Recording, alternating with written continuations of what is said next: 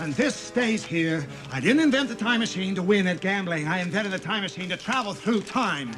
I know, Doc.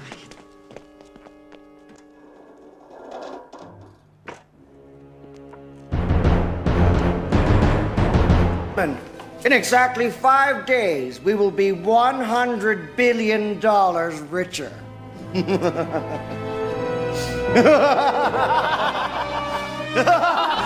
What's going on, guys? Welcome back to We Want Picks. My name is Jacob, aka the Freckle Salamander, aka the People's Champ, but you guys already know that because I'm sure your mom let you know this morning that me and her are getting married, so you can simply call me Daddy or even Poppy if that's what you choose. If you guys are new to the Lock of the Week video, go ahead and like the video, subscribe if you're new, and let me explain what this is. Quite simply, every single week, I pick one underdog that I believe is going to win in my mind with 100% certainty on every single card. And so far, we are now 23-10, picking underdogs on a 10-fight winning streak, 10 in a row. I have given you one underdog every single week that has won. If you were to double your money every time you won, put it on the next guy. Though every time you put it on the next guy, you would be somewhere in the Caribbean with the most beautiful girl in the entire world, sipping Mai Tais,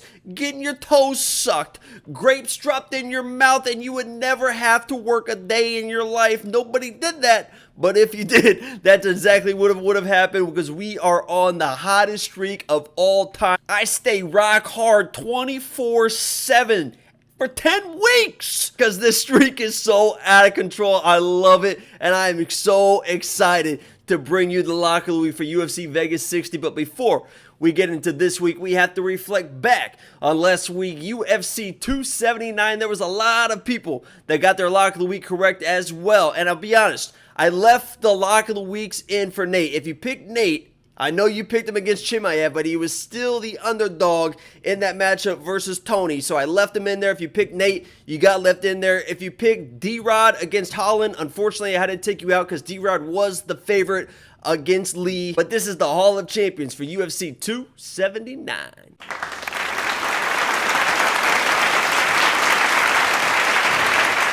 Thank you again for all the crazy support on the channel overall for We Want Picks, but especially for the Lock of the Week video. The likes on the videos have been crazy. The comments have been crazy. Make sure you comment below your Lock of the Week for UFC 60. One underdog that you believe in your mind will win with 100% certainty. And with that said, let's get into Lock of the Week for UFC Vegas 60.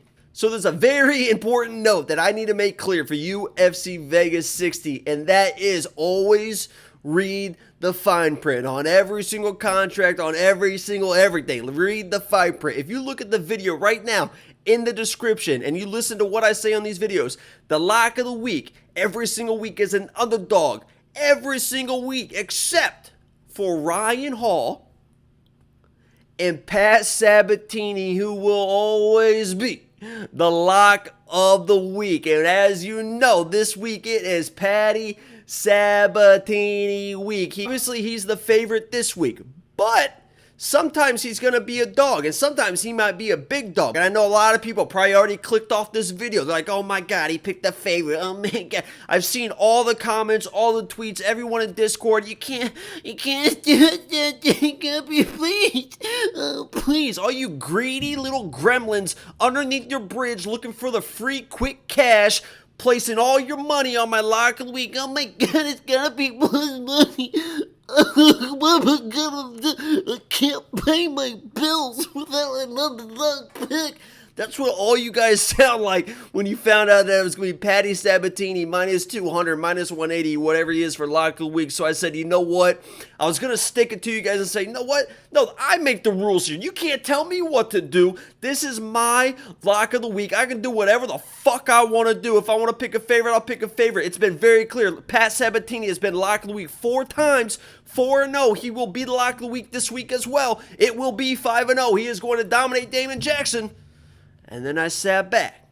I reflected. I said, you know what? We are running hot. You know what? There's people that are counting on me to feed their children, to feed their mothers. And I need their mothers fed. I need their mothers healthy energized, looking vivacious, voluptuous, because I need her ready for every Friday night. So I said, you know what?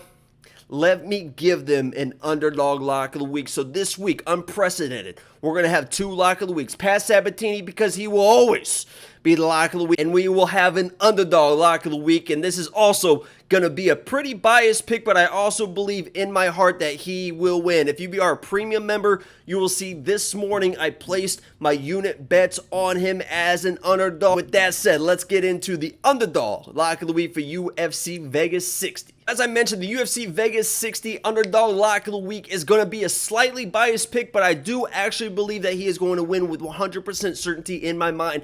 That's why I put some unit bets on him as well.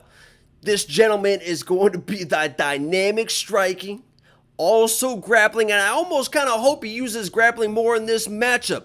But I said that it's a biased pick. I know this guy through a friend. I have a friend that trains with this gentleman, so I have the inside intel. I am biased because he's an Indiana guy, and you know those Indiana guys are very, very tough. My lock of the week for UFC Vegas 60 to move to 11-0 and probably 12-0 because Patty Sabatini is going to win too. It's going to be 12 in a row is none other than Indiana's own Cameron Van Camp. I love this matchup for him versus Nicholas. Listen, he is going to be a tall, lengthy dude in this matchup, a 170 that has fought at 155 before, and I'm going to keep a very close eye on how he looks on the scale Friday. So tune in to Saturday's live stream. I'm going to do a pre-fight live stream. You guys can watch with me. Lock of the week might change. We might move some things around if he doesn't look great on the scale because he's a big dude. But if he's able to make the weight cut, a weight cut that he has made before in this matchup versus Nicholas, he's going to have the length advantage, the striking advantage. But when I look at fighters, and I look at specifically for lock of the week, I look for intangibles.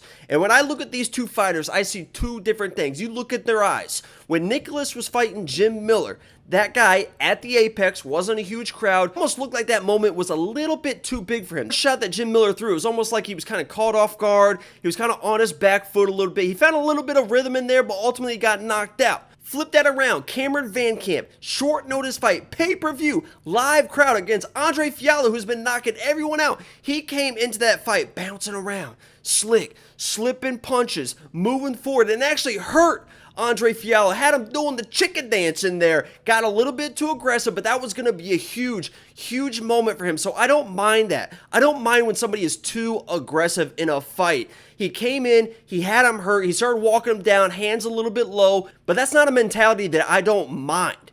He was moving forward, looking confident, slipping shots, and this guy is a very capable grappler as well. We'll see if he works that in.